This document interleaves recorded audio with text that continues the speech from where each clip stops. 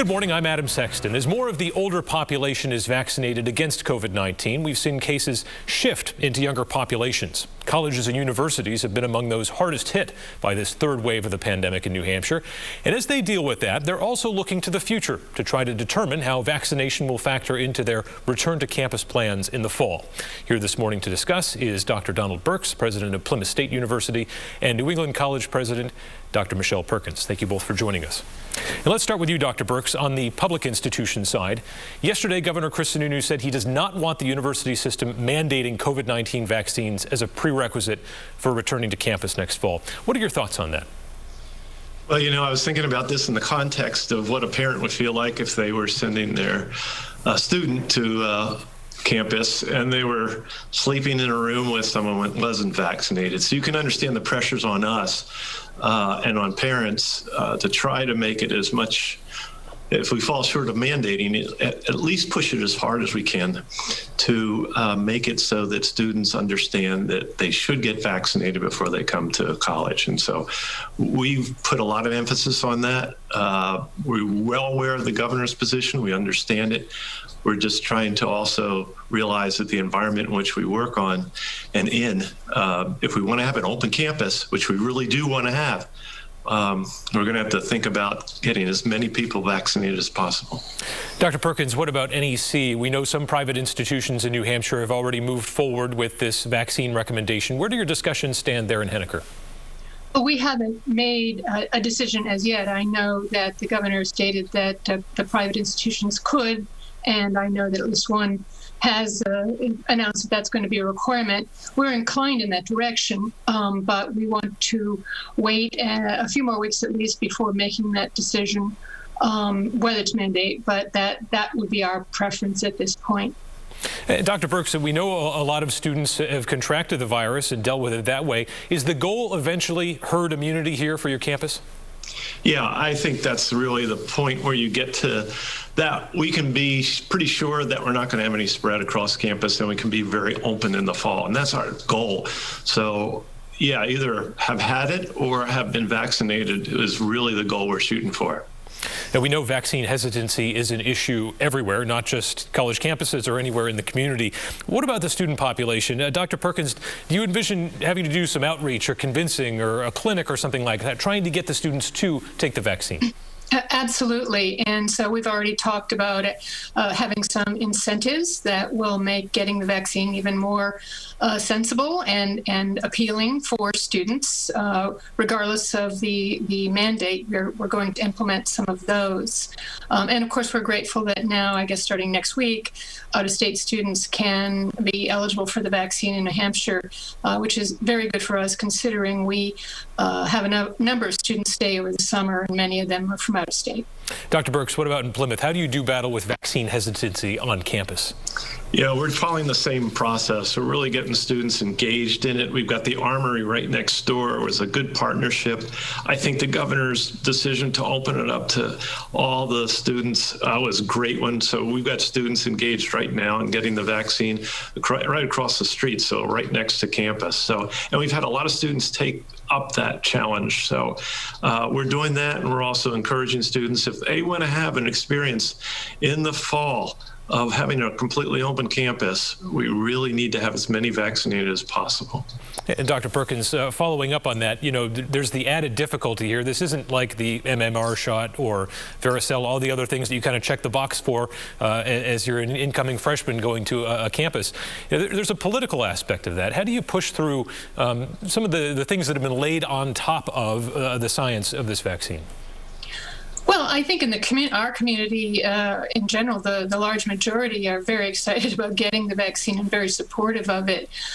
We know that if we do mandate the vaccine for students with and/or faculty and staff, there will have to be some exceptions for medical and religious reasons. Again, we want to be sensitive to those who may have a different perspective, but it is our goal to make sure we have the safest campus we can provide for those students who are going to study here or study and live here. What do you think about that, Dr. Birx? We know on some other campuses there are campus political organizations that have begun to organize against the idea of requiring the vaccine. I think it's partly trying to get as educated as possible about the science behind it and the benefits of vaccinations. We've got a lot of proof across the country of at least Pfizer and the Moderna vaccines being very successful with very few side effects. Certainly, we will have exceptions, as Michelle was talking about. We're going to have individuals that, for religious reasons or for personal reasons, do not want to get it. But we really think we can achieve close to 90% vaccinations. And at that level, we feel pretty confident about being able to open up and also accommodate those who may not be vaccinated. Dr. Perkins, as you explore the possibility of a mandate there at New England College, how much thought have you had to give to this concept of fake vaccine documents? You know, there are so many people who have shared that card on social media now that you know, allegedly or anecdotally, there have been some young people who are like, all right, I'm just going to cut and paste, do the Photoshop thing, and suddenly I'm vaccinated. How do you worry about that? Well, we haven't started to worry about it yet, but we will be doing everything that is both prudent and professional to ensure that documentation is accurate. We do this for all of our other vaccination requirements, so I'm confident we can figure this out. Dr. Birx, obviously the religious exemption is hard and fast. I'm curious, there has to be a pretty steady number previous to this pandemic of those people who would come to school and say, well, you know, I'm just not going to do that for religious reasons. Does it become suspicious, or do you get to ask questions if suddenly there's a massive increase in religious exemptions for the COVID-19 vaccine? That's a good question. And I think what we're going to do is watch carefully where people are coming from. We try to be very understanding when we're dealing with students who are coming, but we also have the option and the opportunity to really be pretty persuasive in convincing them about the benefits of it. So we'll probably see a spike in that. I wouldn't be surprised with COVID because it's an emergency vaccination. I think that's going to change probably before the fall. But even if it doesn't, I think there are some issues there. But I think the proof in the actuality and the viability of the vaccine is so great that I think we'll get there. I have seen across campus a real interest in students in getting the vaccine, and I've seen very little pushback. So I'm really encouraged by that. I see you nodding your head there as well, Dr. Perkins. How close to normal do you think you'll be there in Henniker at NEC come the fall?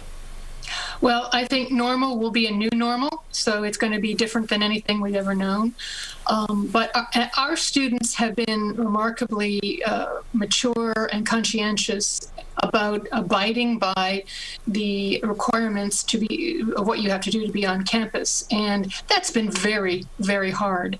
I think everyone wants to be able to return to a time when we can have some group meetings, when we can congregate, have athletic events, theater events.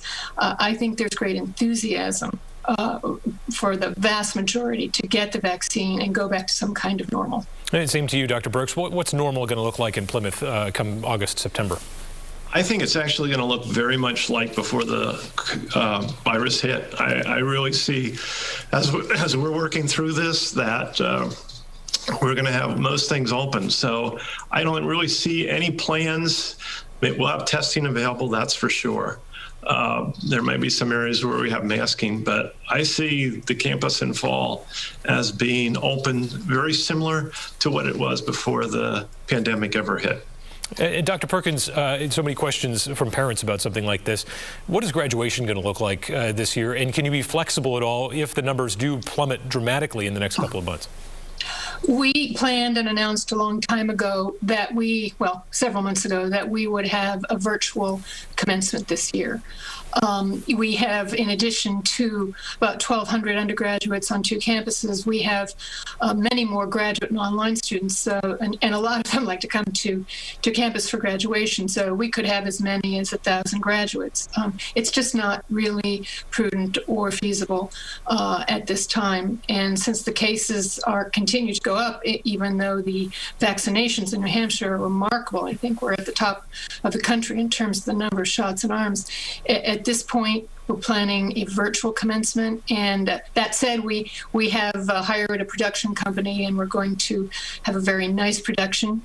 And we've invited the graduating students to come back. We hope either in the fall or spring for an in-person celebration for those who would be able to and want to come back in person. And Plymouth State commencement, what's that going to look like, Dr. Brooks? Well, we were the same place Michelle was, and we went back and forth with the students. We were looking at the numbers carefully, and we really got involved and engaged in considering various scenarios, and we actually came up with a process where we're going to have an in-person graduation on Mary Line Lawn, which is kind of unique. We've rarely done it, but it's going to be sort of fenced off. We're not having guests, at least within that space. We've also put some screens up that we're going to have in parking lots, and we're going to stream it.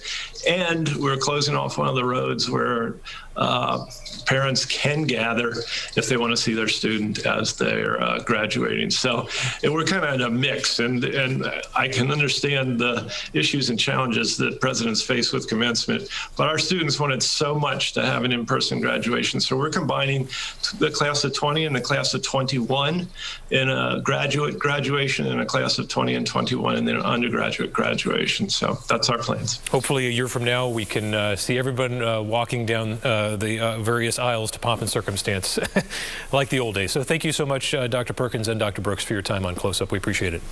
Thank you. My pleasure.